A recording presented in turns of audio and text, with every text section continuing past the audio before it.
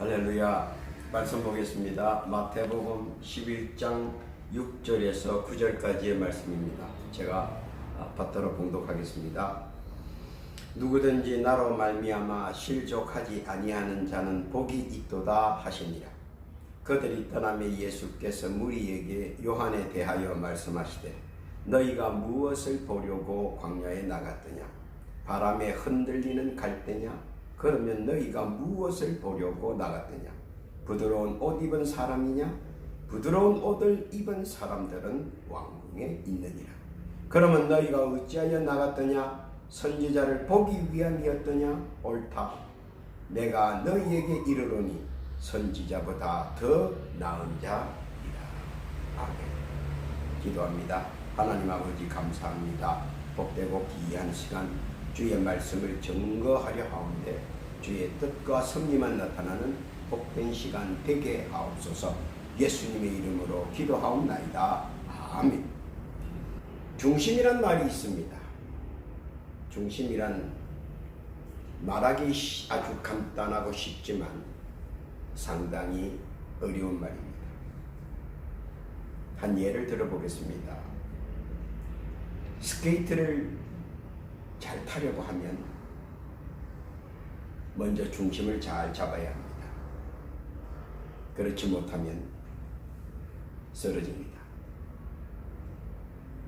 스케이팅 하시는 분들이 온갖 현란한 동작을 구사하는 것도 사실은 중심을 잘 잡을 줄 알기 때문에 가능한 일입니다.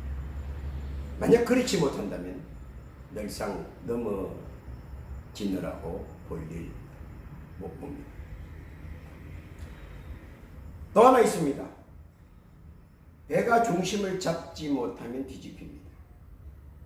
만경창파 태풍과 해일 속에서도 배가 우뚝 쏟아 항해를 잘 할 수 있는 것은 바로 그 배가 중심을 잘 잡고 있기 때문입니다.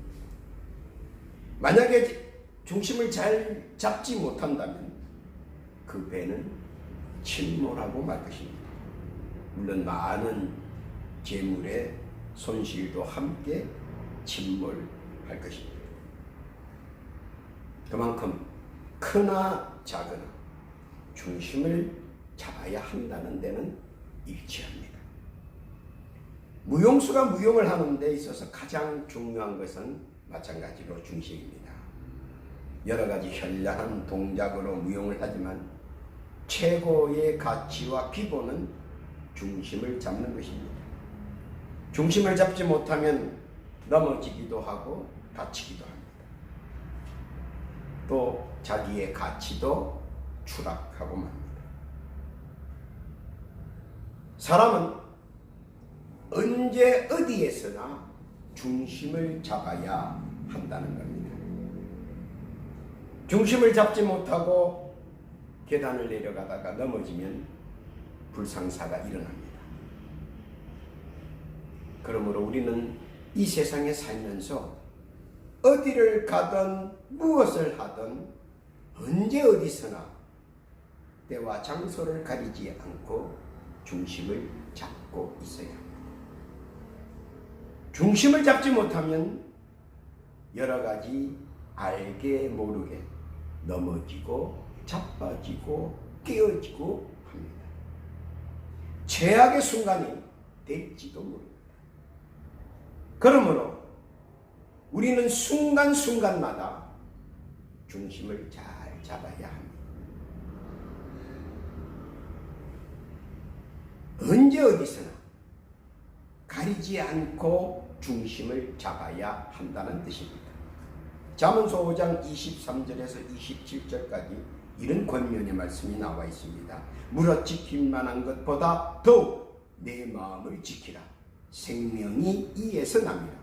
쾌유를 내 입에서 버리며 사곡을 내 입술에서 멀리하라. 내 눈은 바로 보며 내 눈꺼풀은 내 앞을 곱게 살펴 내 발에 행할 첩경을 평탄케 하며 내 모든 길을 든든히 하라. 우편으로나 좌편으로나 치우치지 말고 내 발을 악에서 떠나게 하라. 즉 일신상의 모든 일에, 모든 것에 중심을 잡아라 하는 권면의 말씀입니다. 많은 사람들이 마약이나 노름 그리고 범죄에 빠져들어가는 것은 마음에 있는 중심이 흔들리기 때문입니다. 어린아이들에게 물어보십시오. 내 꿈이 무엇이냐? 그런데 그 아이가 국민학교, 중학교, 고등학교, 대학교 그리고 사회인이 되면서 그 꿈들이 점점 소박해집니다. 물론 사람들은 이렇게 말합니다. 철이 없어서 그때는 큰 꿈이었고 지금은 철이 들어서 현실에 적응하는 꿈을 꾼다고 말을 합니다. 과연 그럴까요? 많은 성공한 사람들 그리고 자기 인생을 성공했다고 하는 사람들의 말을 들으면 어릴 때에 가졌던 중심, 그 중심이 끝까지 이어져 왔음을 우리는 듣고 보고 알 수 있습니다. 마음의 중심이 바로 세워져 있는 사람은 결코 넘어지지 않습니다. 어떤 어려움이나 세속의 망경착파와 극한 고통과 극심한 질고 속에서도 결코 좌절하거나 낙심하거나 쓰러지거나 흔들리지 않습니다. 그만큼 이 마음의 중심을 잡는 것이 중요하다 이 말입니다. 그럼 이처럼 다사다난하고 복잡다난한 이 세상에서 중심을 잡고 똑바로 서 있으려면 어떻게 해야 할 것인가? 오늘 우리 주님께서는 이 부분에 대해 우리에게 권면하고 계십니다. 먼저 마음의 중심을 잡아야 하며 부평초처럼 떠다니는 이 갈대와 같은 이 마음을 단단한 대나무로 우뚝 굳세게 서게 하기 위해서는 우리에게 중심을 먼저 잡아라 하는 겁니다. 그런데 그 중심을 잡으려면 불확실성의 세상 것보다는 확실성이 있는 신앙의 것으로 중심을 잡아라 하는 겁니다. 세상은 너무나 많이 요동칩니다. 오죽하면 불확실성의 세상이라고 말합니다. 우리가 가졌던 지난날의 모든 생각들은 앞으로 미래에는 다 깨어지고 없어지고 보지 못할 수도 있습니다. 그럼 우리의 중심은 없어지는 것에 중심을 두는 것보다는 영원한 곳에 중심을 두는 것이 더 낫다는 것입니다. 그것을 오늘 우리 주님께서는 우리에게 권면하시는 겁니다. 확실한 신앙의 중심을 잡아서 우리가 살아가는 삶과 영혼의 중심으로 삼아야 되겠다. 그리고 그것을 중심으로 삼아라. 이것이 오늘 우리 주님께서 우리에게 권면하는 말씀입니다. 왜냐하면 신앙은 마음의 중심의 역할을 충분히 감당할 수 있기 때문입니다. 일터로 말해서 핸드폰을 사랑했지만 앞으로는 더 나은 무엇이 나올지 모릅니다. 그러나 신앙의 중심이 서 있는 사람은 아무리 세상이 바뀌어도 우리의 궁극적인 목표와 우리의 궁극적인 종점은 같다는 것입니다. 깨닫기를 바랍니다. 신앙의 중심은 선과 악을 구분하는 것입니다. 선과 악을 구분하는 것은 신앙입니다. 마약이 나쁘다, 노름이 나쁘다, 범죄가 나쁘다, 어디에서 나오는 겁니까? 세상사에서 나오는 것은 아닙니다. 세상사는 오히려 그것이 더 떳떳하고 오히려 그것이 더 큰 소리 칠 수 있을지 모르나 신앙의 중심에서는 그런 것들이 다 악이 되기 때문입니다. 그래서 신앙의 중심에 서면 선과 악을 구분할 수가 있다는 거예요. 그리고 그 구분이 우리의 마음판에 새겨진다는 거예요. 그리고 그 중심은 바로 신앙이다. 그러므로 신앙의 중심을 우리는 먼저 잡아야 한다. 그럼 신앙의 중심이란 무엇이냐 하는 것입니다. 첫째로 신앙의 중심은 믿음의 중심을 말합니다. 내가 어떤 믿음을 가지고 있느냐. 믿음은 만고불변의 법칙과는 약간의 상반될 수는 있습니다. 그러나 그것을 잘 인지하고 믿음의 중심을 확실하게 잡아야 합니다. 물은 위에서 밑으로 흐릅니다. 이것이 만고불변의 법칙입니다. 그런데 출애굽 2장 3절에서 6절에 보면 모세의 갈대아 상자는 하류에서 상류로 거슬러 올라갑니다. 그리고 바로 공주라는 분의 눈에만 보입니다. 그리고 바로 공주님 앞에 도달합니다. 그것이 가능케 하는 것이 믿음입니다. 그 많은 사람들, 시녀들, 그 많은 사람들 중에 경비원들, 그 많은 사람들 중에 청소부들 다 보지 못했습니다. 그리고 바로 공주 곁에 왔으며 바로 공주 눈에만 띄었습니다. 왜 그럴까요? 바로 공주는 믿음의 중심이 서 있었습니다. 바로 공주는 하나님을 믿는 신앙의 기초가 준비되어 있었습니다. 그러므로 바로는 모세를 볼 수 있었습니다. 신앙의 기초가 있는 사람, 신앙의 중심이 있는 사람은 하나님께서 믿음을 더욱더 고치시키시는 거죠. 그에게 사람을 붙여준다는 거예요. 바로 공주에 사람이 붙은 것이 모세였습니다. 그리고 궁극적으로 모세와 바로 공주는 상호 각기 이집트와 이스라엘의 지도자가 되었습니다. 믿음의 실상은 우리가 지금은 볼 수 없으나 선진들은 증거했다고 말을 하고 있습니다. 믿음은 말로 보는 것이 아니라 마음에서 먼저 영감을 통해서 교감하고 느끼고 그리고 알게 된다는 것입니다. 그리고 선악의 실체를 알고 믿음의 중심에 서서 선을 따라 행동하게 됩니다. 그러므로 믿음은 신앙의 중심에서 첫 번째 단계가 되는 것입니다. 깨닫기를 예수님의 이름으로 부탁합니다. 둘째는 신앙의 중심이란 뭐냐? 신뢰라고 하는 믿음의 바탕 위에 신뢰라고 하는 중심에 서 있는 겁니다.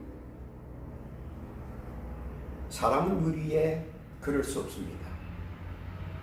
마태복음 14장 22절에서 33절 이하에 보면 예수님께서 물 위에 걸으셨고 그리고 베드로가 그를 믿고 따랐고 그리고 그 말씀대로 행하여 물 위를 걷는 사람이 되었습니다.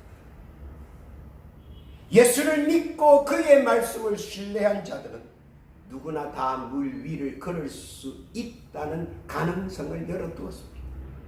다시 말해서 예수를 믿고 그의 말씀을 신뢰하는 자들은 그가 원하는 것은 다 이룰 수 있다는 겁니다. 우리의 믿음의 중심이 믿음과 신뢰의 기둥이 있어야 한다는 겁니다. 믿음과 신뢰의 기둥 속에서 가능한 모든 일들이 가능하다는 거예요. 왜냐하면 불가능이라고 생각하면 불가능합니다.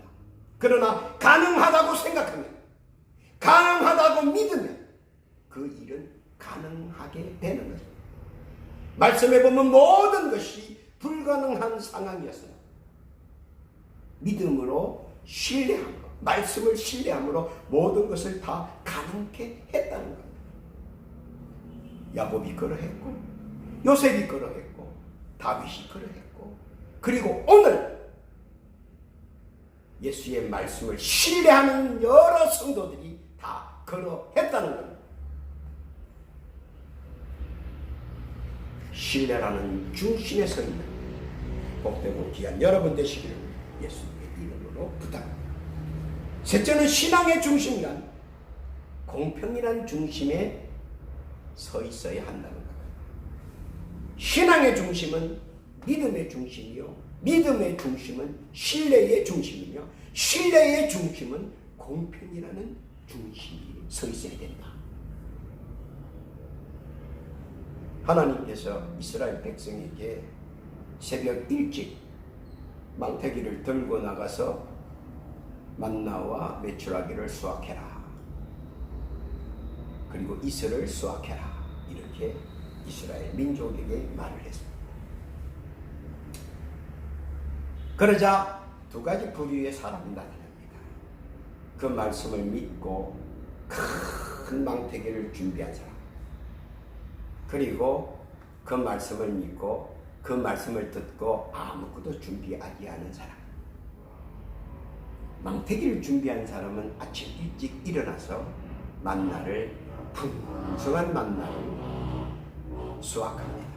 그리고 아침 이슬 수확합니다. 그래서 그들은 먹고 마시고 불편이 없습니다. 그런데 말씀을 듣고 준비하지 않고 그 다음날 아침을 맞이한 사람, 새벽을 맞이한 사람은 새벽에 나가지 않고 있다가 소문 듣고 나갔습니다. 소문 듣고 나갔을 때는 이미 우리 다 알지 않습니까? 싱싱하고 맛있고 먹음직한 것은 이미 다 새벽에 나간 사람 손에 의해서 다 걷어가고 남은 것은 찌찌한 것 남았습니다. 이슬을 아무리 찾으려 해도 이슬이 다 말라서 없습니다. 겨우 채취해서 집에 와서 보니까 남들은 맛있게 먹고 마시고 떠들면서 화기애애했는데 우리는 맛있게 먹지도 못했습니다. 맛있게 마시지도 못했습니다. 그저 한 끼니를 채웠을 뿐입니다. 무엇이 다릅니까?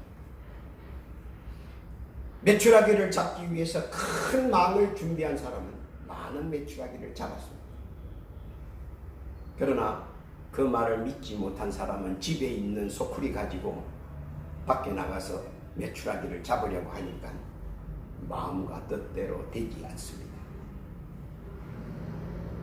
준비하는 자는 준비한 만큼, 예비하는 자는 예비한 만큼 수확하는 것이 공평이라는 겁니다.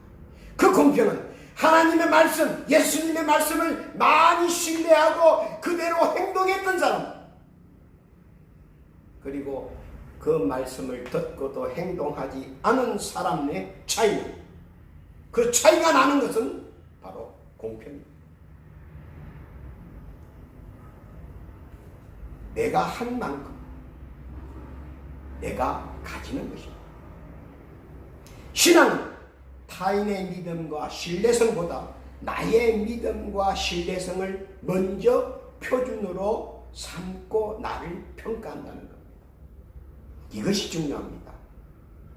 상대성 평가가 아니고 바로 나를, 나 자신이 평가한다는 겁니다.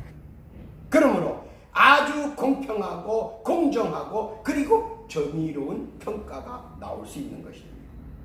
나의 믿음의 중심을 타인의 것으로 표준을 삼지 않고 그리고 평가하지 않고 순수하게 나의 것으로 나의 믿음 중심, 신뢰 중심, 그리고 공평을 저울질하고 평가한다는 겁니다. 어떻게 평가합니까? 그것은 내가 즐김으로, 나눔으로. 오늘날 어떻습니까? 우리의 척도가 많이 바뀌어지고 있습니다. 즐거움과 나눔이 점점 줄어듭니다. 그 이유가 무엇이겠습니까? 하나입니다. 말씀을 믿지 않고 신뢰하지 않고 그리고 행동하지 않기 때문에 깨닫기를 예수님으로 부탁합니다. 주께서는 우리에게 믿음과 신뢰와 공평과 정의로 평가합니다. 그리고 그 중심에서 우리의 신앙의 척도를 지켜나가기를 원하십니다. 오늘도 그래서 우리 주님께서는 성도들에게 권면하는 것입니다. 즐겁고 나눔이 없는 세상이 되지 말라고 말입니다. 만나와 메추라기와 이슬은 이미 주께서 다 편만케 했다. 말씀을 믿고 신뢰하고 그리고 행동하면 즐거움을 나눌 수도 있다는 겁니다. 깨닫기를 예수님의 이름으로 부탁합니다. 네 번째 단계에 있어서 이 신앙의 중심이란 진리의 중심에 서 있어야 된다. 신앙이란 믿음의 중심, 그리고 신뢰의 중심, 그리고 공평의 중심, 그리고 진리의 중심에 있어야 된다. 믿음은 내 마음을 말하는 것이요, 신뢰는 내 마음의 뜻을 나타내는 것이요, 공평은 내 마음의 뜻을 행동으로 나타내 보이는 것. 그러나 중요한 것은 진리의 중심에서 있어야 한다. 진리는 우리에게 길이요 진리요 생명이기 때문에 요한복음 14장 6절에 보니까 예수께서 가라사대 내가 곧 길이요 진리요 생명이니 나로 말미암지 않고는 아버지께로 올 자가 없느니라 하셨습니다. 믿음의 중심, 신뢰의 중심, 공평의 중심, 진리의 중심은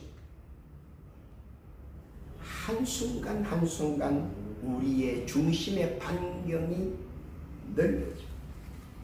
그 중심의 종점이 예수님입니다.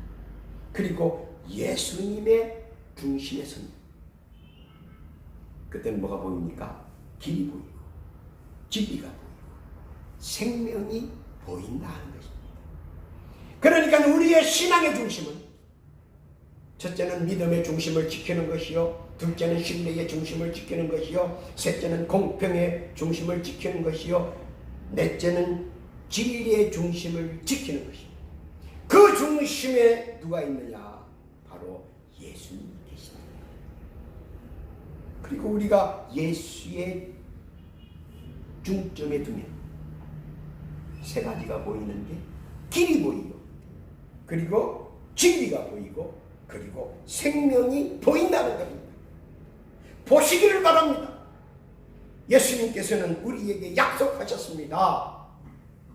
내 중심에 서면, 예수님께서요, 내 중심에 서면 길이 보인다. 내 중심에 서면 진리가 보인다. 내 중심에 서 있으면 생명이 보인다는 겁니다. 깨닫기를 바랍니다. 그럼 어떤 길이 보입니까?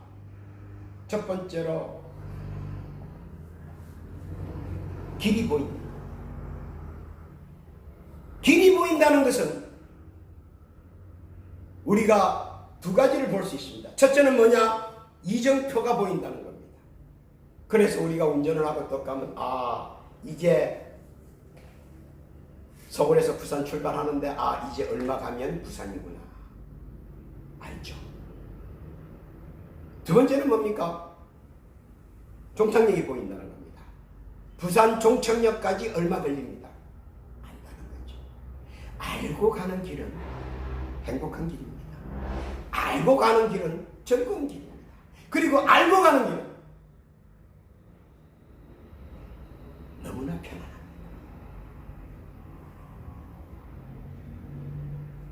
요한복음 14장 1절에 보니까 너희는 마음에 근심하지 말라. 하나님을 믿으니 또 나를 믿으라. 2절입니다. 내 아버지 집에 거할 곳이 많도다. 그렇지 않으면 너희에게 일렀으리라. 내가 너희를 위하여 처소를 예비하러 가노니 가서 너희를 위하여 처소를 예비하면 내가 다시 와서 너희를 내게로 영접하여 나 있는 곳에 너희로 있게 하리라.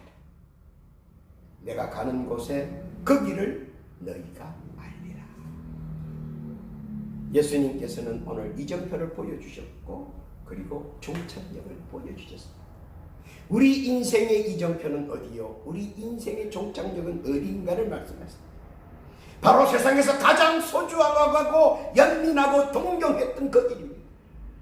세상에서 천국까지의 길을 보여주시고 느끼게 해주시고 그리고 갈 수 있도록 도와주신다는 거예요. 그 길을 중심으로 해서 어디서든 어디든 갈 수 있다는 겁니다. 혹 굽이굽이 돌고 돌아도 결국은 그 길로 가야 한다는 거예요. 샛길도 없고 넘어갈 길도 없다는 겁니다. 우리가 고속도로를 다녀보면 빠져나갈 구멍이 없습니다. 예수님께서 만들어 놓은 그 길을 즐겁게 유쾌하게 그리고 이정표를 보고 종착역을 알면서 가고 그 길을 주님께서 보여주시겠다는 거예요. 어떻게 해요?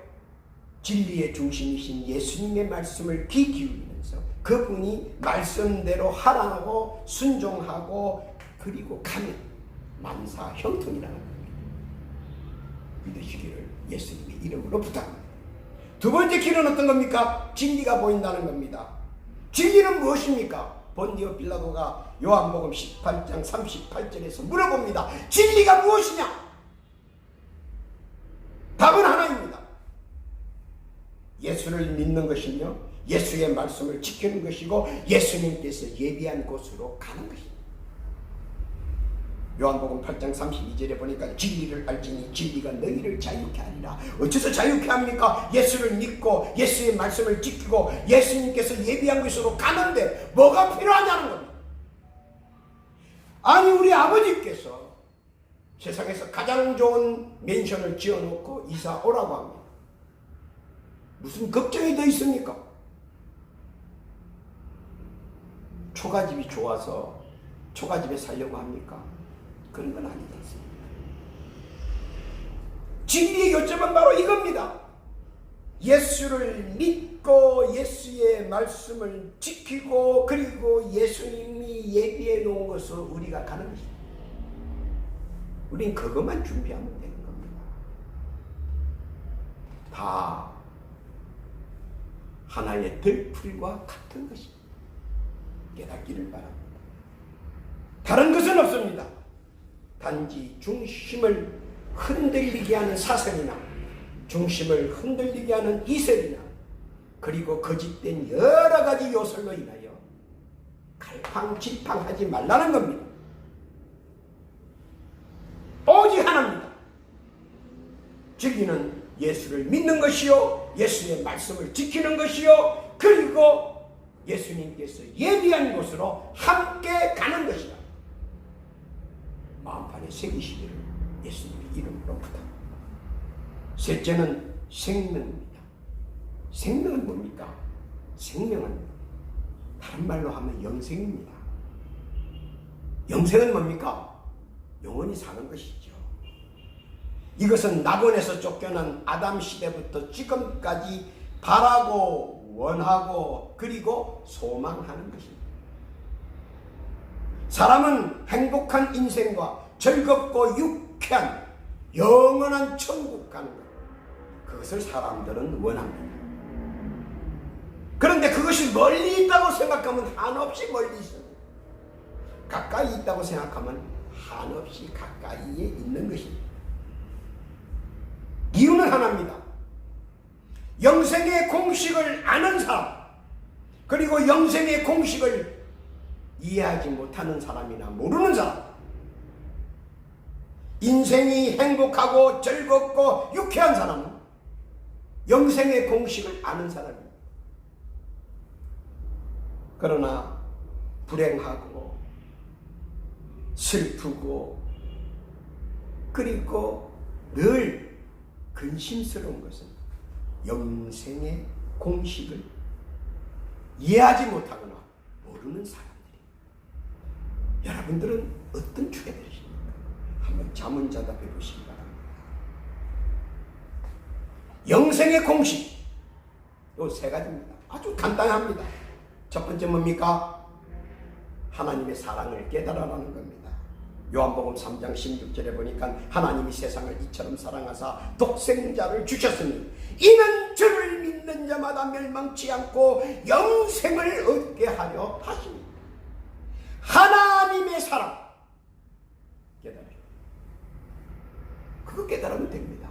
아주 쉽습니다. 두 번째 단계는 뭡니까? 독생자 예수를 믿는 것입니다. 사도행전 16장 31절에 보니까 주 예수를 믿으라. 그리하면 너와 내 집이 구원을 얻으리라. 예수 믿으면 됩니다. 하나님의 사랑 깨닫고 예수 믿으면 됩니다. 로마서 10장 13절에 보니까 누구든지 주의 이름을 부르는 자는 구원을 얻으리라. 영생의 두 번째 열쇠입니다. 세 번째 열쇠는 뭡니까? 영생은 얻는다는 믿음입니다. 요한복음 3장 15절에 보니까 이는 저를 믿는 자마다 영생을 얻게 하려 하십니다. 영생을 주신다고 하나님께서 예수님을 통하여 약속하셨습니다. 그래서 이 키 세 개만 가지고 있으면 열쇠 착착착 열고 영생으로 들어가는 겁니다. 하나님의 사랑을 깨닫고 독생자 예수를 믿고 그리고 그 말씀, 약속의 말씀, 영생 얻는 것입니다. 이는 디모데 1장 2절에 보니까 창세전부의 하나님의 약속이라는 겁니다. 영생의 소망을 인함이라. 이 영생은 거짓이 없으신 하나님이 영원한 때 전부터 약속하신 것이다. 하나님의 약속이라는 겁니다. 또한 하나님의 언약이라고 말합니다. 요한복음 3장 36절에 보니까 아들을 믿는 자는 영생이 있고 아들을 순종치 아니하는 자는 영생을 보지 못하고 도리어 하나님의 진노가 그 위에 머물러 있느니라. 하나님의 언약, 아들을 믿는 자, 독생자 예수를 믿는 자는 영생이 있다. 유일하신 참 하나님과 그의 보내신 자 예수 그리스도를 아는 것이다. 예수님께서 보증하셨습니다. 그리고 예수님께서는 작정한 자들을 향한 주님의 구원의 사랑이라고 말하고 있습니다. 사도행전 13장 48절에 보니까 이방인들이 듣고 기뻐하며 하나님의 말씀을 찬송하며 영생을 주시기로 작정된 자는 다 있더라. 믿는 자는 영생을 주시기로 작정된 자라는 겁니다. 성도 여러분들은 누굽니까? 예수를 믿는 자입니다. 즉 영생을 주시기로 작정된 자들. 할렐루야. 그러므로 우리는 단단히 영생의 키를 가지고 있어야 됩니다. 하나님의 사랑 키, 그리고 독생자 예수를 믿는다는 키, 그리고 영생을 준다는 약속의 키를 여러분들은 다 가슴판에 새겨 놓으시기를 바랍니다. 하나님께서는 약속하셨습니다. 하나님께서는 언약하셨습니다. 예수님께서 보증하셨습니다. 그리고 예수님께서는 작정된 자들에게 구원, 영생 주시겠다고 약속하셨습니다. 성경은 영생 세 가지 공식을 약속하고 언약하고 보증하고 그리고 작정된 자를 다 영생으로 인도하여 주신다고 말씀하고 계십니다. 기억하시기 바랍니다. 그래서 이 말씀, 나아가서는 이 신앙의 중심이 와서 있어야 된다는 겁니다. 결론입니다. 격동하고 다사다난한 세상에서 좌로 우로 치우치지 않고 변론질하려 하지 않으며 자기 신앙의 중심을 지켜서 하나님 사랑 깨닫고 독생자 예수 그리스도를 믿고 그리고 영생을 언약을 믿으며 나아가는 것입니다. 세상에서 우리가 추구한 모든 것을 이루고 완성하며 즐겁게 인상을 누리는 즐겁게 살아가는 주 예수 그리스도로 인하여 신앙의 자유인 되신 모든 성도들 예수 그리스도의 축복이 함께 하시기를 예수님의 이름으로 축원합니다.